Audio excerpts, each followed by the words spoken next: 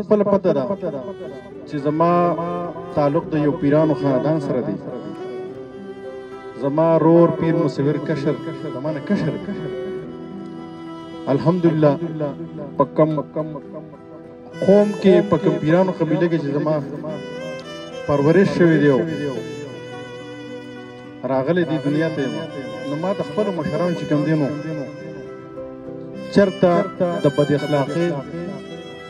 د بدتمیزۍ په چا پسې فضول خبرې چې په هغې کې د سره حقیقت نه زما نیکه بابا د الله بخښي د عثمان خیل په کور کې رزق خوړلی دی چې عثمان خیل په کور کې پاتې شوي دی خو د عثمان خیل په بچو کې ما داسې یو بچی نه ولیدلی چې هغه د پیرانو بېعزتي کړې ده. تاسو وګورئ اکثر دلته د یو سیاسي پارټۍ سره تعلق لرونکی یو کس دی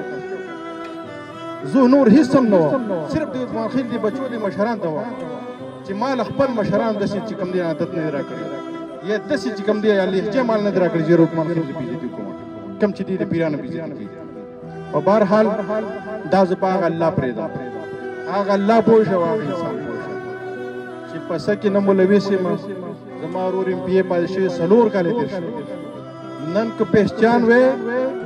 زما ورور د عثمان خیل تحصیل عثمان خیل یو پهچان ورکړی دی.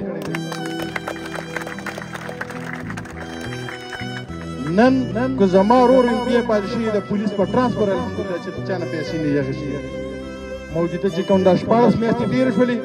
تاسو وګورئ ورکړې دې قسم دی لیواله ته تاسو نه پیسې اخیستې شوي که نه اخیستې شوي د استادانو په ټرانسفر کې پیسې اخیستې شوي که نه اخیستې شوي. الحمدلله زمونږ دامن پاک دی زمونږ نه ما د مشرانو چېرته دا تربیت راکړې نه پلار مور ما ته تربیت راکړې دی.